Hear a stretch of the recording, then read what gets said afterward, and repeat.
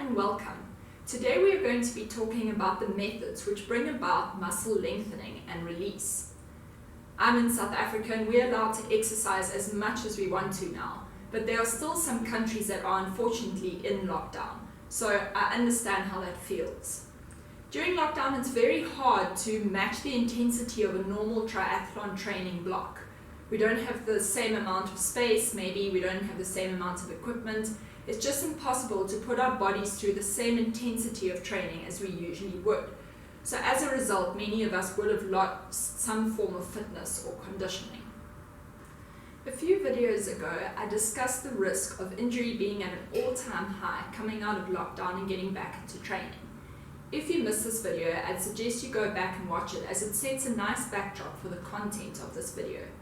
But in today's episode, we're going to be talking about why our muscles shorten and tighten when we get back into training and what methods are available to us to prevent this. When a muscle works, we call it a contraction. There are three different types of contractions or three different types of work that a muscle can do. The first one we call isometric. This means that your muscle is generating force, but there's no change in length of that muscle. The second one is a concentric contraction, which means that as your muscle generates force, it shortens. The third type of contraction is what we call an eccentric contraction. This means that your muscle is generating force and it is slowly lengthening. We've discussed the eccentric contraction before in a process called the stretch-shorten cycle. This is just a fancy word for a cycle that we use when we are running. Concentric contractions are the type of contraction that are used most during the cycling portion of triathlon. Coming out of lockdown and doing a lot of cycling, with this constant repeat of shortening movements, your muscle will land up adapting to this position and will generally shorten. Trigger points, which we all know as knots in a muscle, are taut and tender bands found within a muscle. They further contribute to the shortening of a muscle and actually affects a muscle's function and its ultimate performance.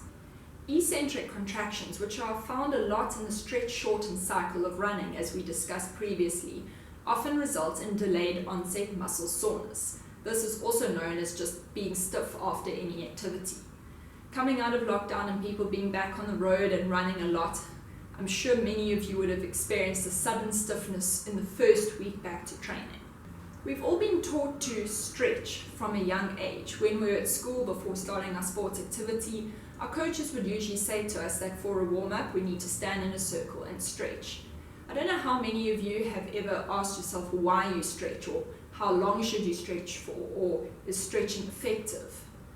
Science is actually showing that stretching as we know it, where you're just holding a muscle there for a certain period of time, is actually not effective. There are many different, more effective ways of lengthening muscles, such as these eccentric contractions that I've been speaking about. What I'm going to take you through now is a series of different movements that target the eccentric component of different muscle groups. The exercises I'm going to show you now are the muscle lengthening techniques using the eccentric contractions. I'm going to show you 5 different methods for your glutes, for your hip flexors, your hamstrings, your quads, and your calves. Please note that these contractions work by inducing muscle stiffness. This is how they get the effect of lengthening your muscles. So stiffness a day or even more so 2 days after doing these exercises can be expected. Because of the stiffness that these exercises induce, please make sure that you only do these exercises every 2 or 3 days. If you continue this program for a prolonged period of time, you'll find that your body adapts to this and you start becoming less and less stiff. This is when you can either increase the weights you use with the exercises to add more resistance, or you can increase the repetitions or the sets you do, or you can start doing them more regularly like every day. So the eccentric lengthening exercise for your glutes can be best described using a very simple squat. So as I demonstrate this, if you can imagine your body weight as the weight, and as you are squatting down, your glutes are lengthening, and this I'm talking particularly about your muscle group known as your gluteus maximus. This group is lengthening and decelerating your body weight against gravity so that you don't just flop back onto the ground. That is why a squat is used in so many different training programs, resistance programs, injury prevention programs because it uses so many different muscle groups and it really targets your glute max muscle. To get the best effect out of this, you will need to find what weight you can handle to do 7 repetitions and 3 sets of this. So just for this demonstration, I'm going to use a 2 kg weight. If you know what weight you usually squat with and you're fine with, you can start with that weight. Otherwise, I'd advise you rather to start with a smaller weight so you don't overdo it in the beginning. So this can also be called a front squat or a goblet squat, where you're holding the weight here more towards the front of your body. What you want to focus on is controlling your movement on the way down and not just letting your body flop down. You want to think about the way you're lowering yourself down. So as you lower down, you want to make sure that you're keeping a nice neutral spine, that you're not losing your shape, and you're not letting your knees collapse. You're going to go down to about 90 degrees and then push up again.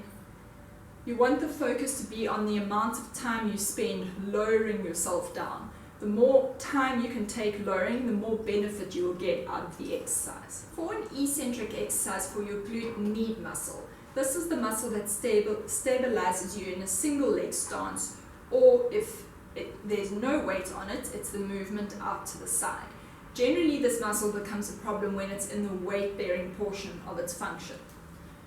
So to lengthen this muscle, especially if you're getting a lot of pain around your outside hip area, referring down, maybe referring up into your spine, that muscle is often the culprit and it's often in spasm.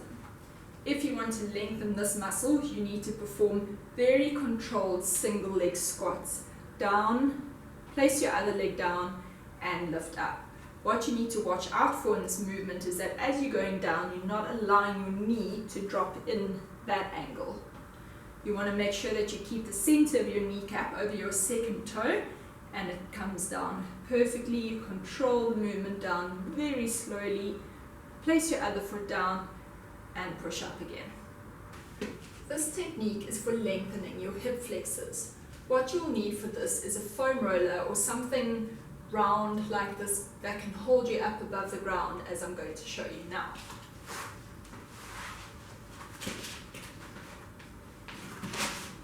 You're going to place the foam roller under your back like that. It might also be ideal for you to place quite a high cushion under your head to support it. It's ideal if you have a longer foam roller that can start right from there and still be supporting your head. For those that don't have one of those foam rollers, I'm just going to use a simple cushion like this to support my head.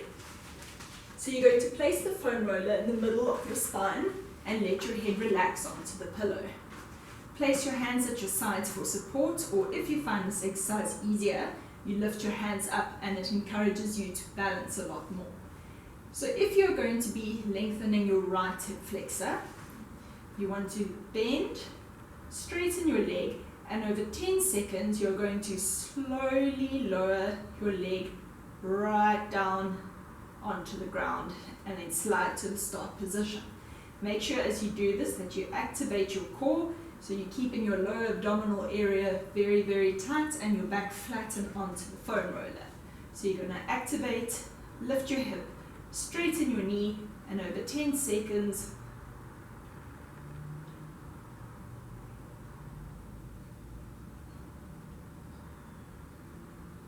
you're going to lower your leg down. If you don't have a foam roller at all, you can do that on the edge of a bed where you allow your leg to drop right down the side of the bed.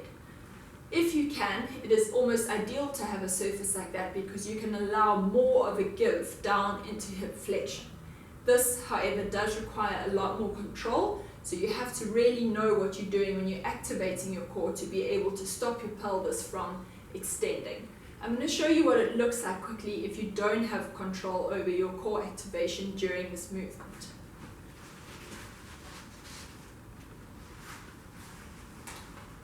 Okay, so if I didn't have control, this is what it might look like. I don't know if this shows how my back arches, but what your core does is it gets your spine into a neutral position, so you flatten against the roller, and you've got to use your lower abdominal area to make it nice and tight and hold your pelvis in that position while you slowly lower down. An example of an eccentric lengthening exercise for your quads muscles is actually also a squat, which we showed you earlier. This is why the squat is such a good exercise, because it targets multiple different muscle groups in their portion of the eccentric contraction. But just for variety, I'm going to show you another exercise that you can do to lengthen your quads. It's actually very challenging. I find it a lot more challenging than the squat. So let's get into it. You're going to kneel in a comfortable position like this, and the number one thing you have to watch out for is that you're not in this position. You need to make sure you're in a straight line, you're squeezing your glutes and your pelvis is tucked forwards. You're on your toes at the back with your feet in a flexed position, and you want to maintain this straight line between your knees and your head the whole time. What you're going to do is you're going to squeeze your glutes, and you're slowly going to control your movement backwards until the point where you feel like you lose control. You bend and you start again. Again, we can do this over 5 seconds, or if you want to give yourself more of a challenge, you can do it over 10 seconds. Squeeze your glutes, get your pelvis into the right position, and slowly, very controlled, lower, right, back, down.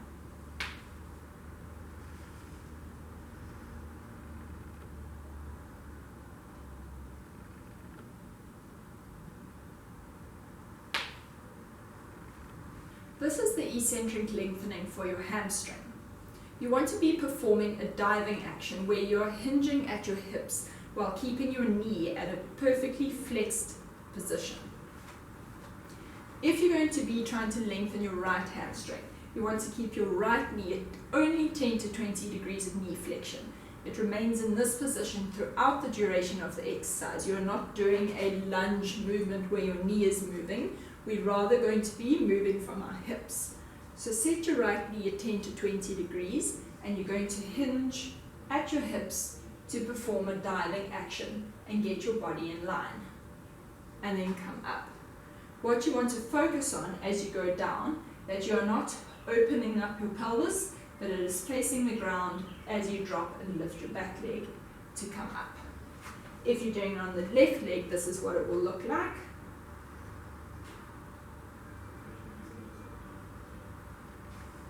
Okay, see, I'm keeping my pelvis facing the floor, I'm not rotating, keeping it down, lifting my back leg and coming up.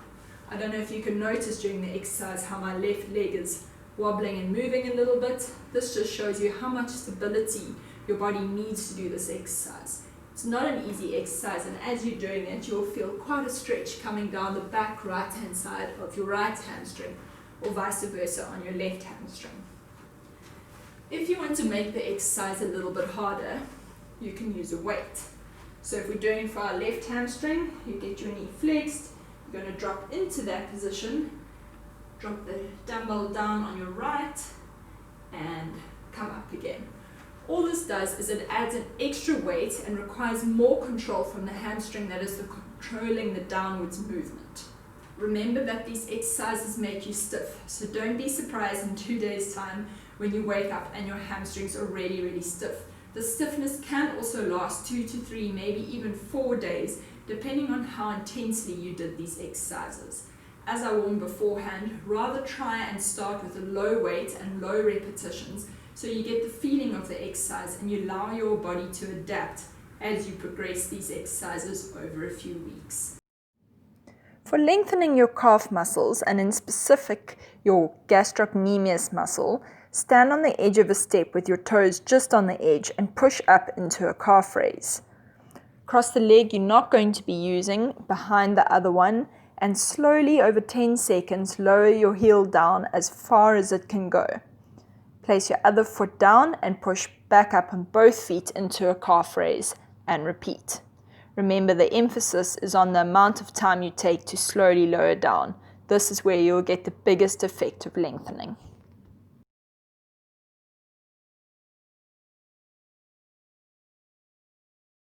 Essentially, what you're trying to do with these eccentric contractions is, if you picture a muscle being this length, in a concentric contraction, you get the muscle to be that length, and then you train it in that position. This just creates a new connection between your muscle and your brain, telling your brain that this is now the link that your muscle is going to work at. And this is what creates the adaptation in your muscle. Simply holding a muscle in one position for 20 seconds and then letting go is not going to induce a permanent change in your muscle length. Because this eccentric lengthening has been shown to be more effective than stretching, I'd encourage you to rather try and build these exercises into your weekly routine than just a normal stretching kind of routine. You'll get a lot more bang for your buck from these exercises, you'll spend a lot less time doing them, and you'll feel a much larger effect. The other method of lengthening muscles is by using a foam roller. More and more people are talking about foam rolling, but what exactly is it and what does it do?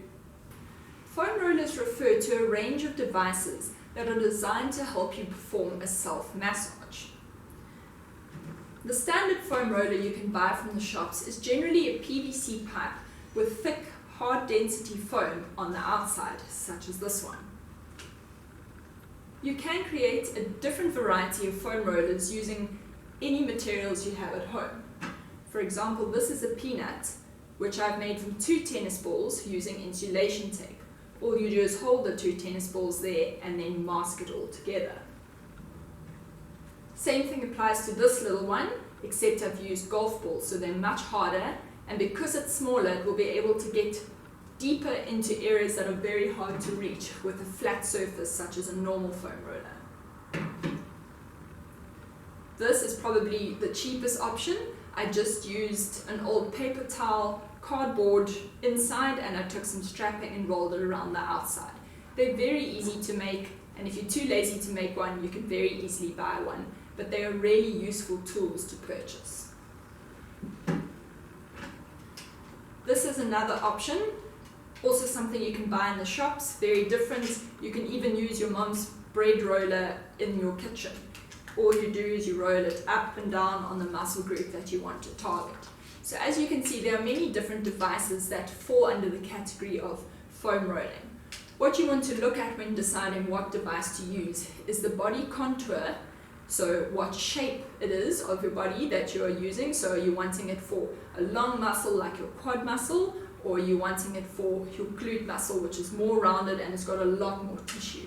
Obviously, the deeper you're wanting to get into a muscle, the more rounded you want your device to be, because this will enable you to get further or deeper into the tissue than just touch the surface area on the outside. For foam rolling your glutes, as I've said, it's better to use a rounded contour of a ball kind of shape. This can get deeper into tissue where, for example, your glutes can go 10 centimeters deep to the surface area. It is very difficult to get a flat surface area from a foam roller that deep, and that's why using something like this works very well. You're going to place it under your glute, cross your leg over your other knee, and you're going to roll up and down on your glute. Roll all the way around your hip bone, and if you find a particularly tender area, move your knee up and down. And keep rolling. You can roll on the outside and all the way the other way. Generally, the advantage of using these self-made foam rolling devices is that they are a lot more affordable than the ones that you'll find like this in the shops. What I'm going to show you now is how to very simply roll your hamstrings on a normal foam roller. This will be using the foam roller that you can generally buy in the shops. If you're wanting a home option, and actually an option that I find a lot more effective for getting really deep into your hamstrings, I'll show you that in a second. So what you're going to do is you're going to place the foam roller under your hamstring, and you're going to lift up onto your hands and roll your leg back and forth on the roller. If you want to add an extra weight, you can cross your leg over and roll up and down, all the way from the top to the bottom.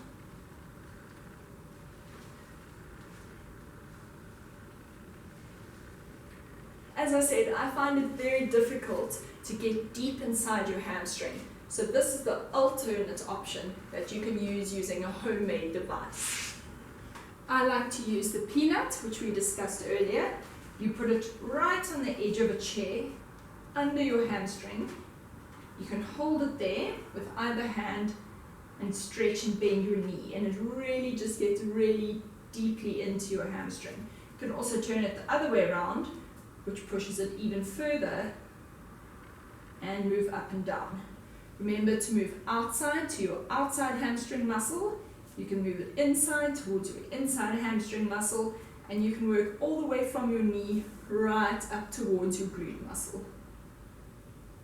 If you find a particularly tender spot, hold it there and just move your knee up and down like I'm doing until you can feel the release. When you apply weight onto the foam roller, direct or sweeping pressure is placed onto the tissue, which results in it being stretched. Friction is also developed between the surface area of your skin and the foam roller. This friction or force is said to be similar to that which is used in a sports massage. This technique is for lengthening or foam rolling out your adductors, which are your inside hip and thigh muscles over here. So what you're going to do is you're going to get onto your tummy. You're going to lift the muscle of the leg you want to roll up into a flex position and place the foam roller at a perpendicular angle to your thigh. You're going to use your body weight to roll all the way out, right up towards your groin and all the way back. So rolling out, right up and back. You're maneuvering yourself off your elbows to keep your body weight up off the ground and on the foam roller. If you find a particularly tender place, you can hold it there and bend and flex your knee in that position and then continue.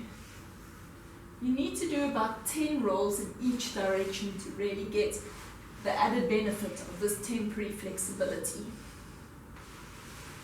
Foam rollers have been shown to be a very effective warm-up tool. They're able to produce a temporary increase in flexibility without compromising performance.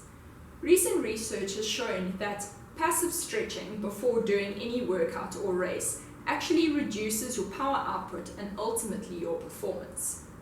Using the foam roller, however, for a warm-up can produce the opposite effect. If it will be able to take out the knots or trigger points in your muscle that shorten it, you will get a temporary improvement in power output and performance because your muscle is able to function a whole lot better. Take note, however, that foam rolling only produces a temporary change in length and not a permanent change in length. This is what the eccentric exercises that I showed you earlier are designed to do. For your quad muscles, you're going to get into a similar position, but this time both your legs are going to be almost parallel. You're going to place it perpendicular to your thigh again. Okay, you're going to lift your other leg up and you're going to use the knee on the other side to maneuver yourself up and down.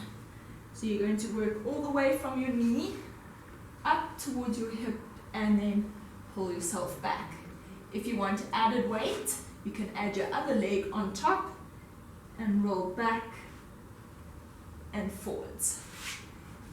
If you find a particularly tender spot, you can hold it there and bend and flex your knee a couple of times until you move on and find another spot. What it looks like from the other side.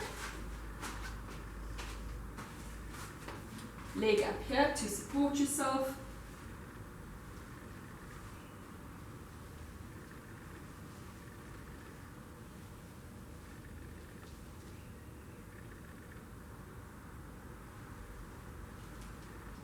Foam rolling has also been shown to alleviate muscle soreness, like that stiffness you feel after a really tough workout.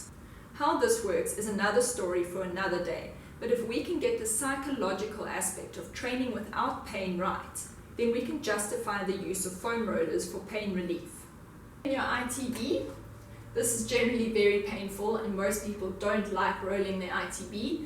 This is where people find it easier to actually go to a physio and have someone else take the control of the pain out of your hands, because it does get very painful. If it's too sore, don't hold it on the spot for too long and try and take some of your body weight off of the roller by using your arms. You're going to place the roller under your ITB, cross your other leg over, and you're going to roll all the way up and down from your knee up to your hip along the outside of your leg. You want to do about 10 rolls on either side.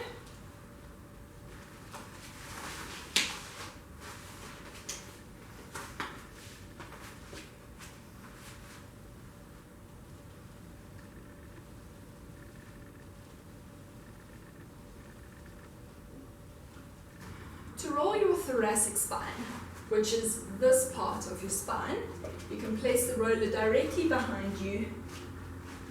Lift your arms up into this position, and you can roll up and down along your spine.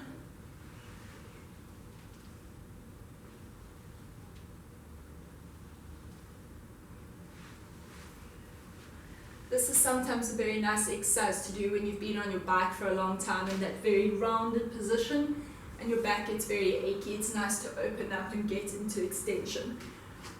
An extra little tip if you want to use this for a thoracic mobility exercise for that area. Place your hands behind your head and you can just extend up and down at various levels.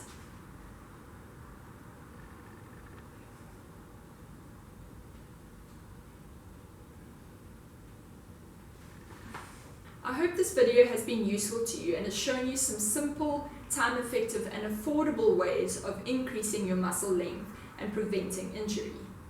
If you enjoyed this video, please don't forget to hit the like button and consider subscribing to our channel. You can just hit this button below. Our next video is going to be on shoulder mobility drills for triathletes, so keep a lookout for that one. Take care and see you soon.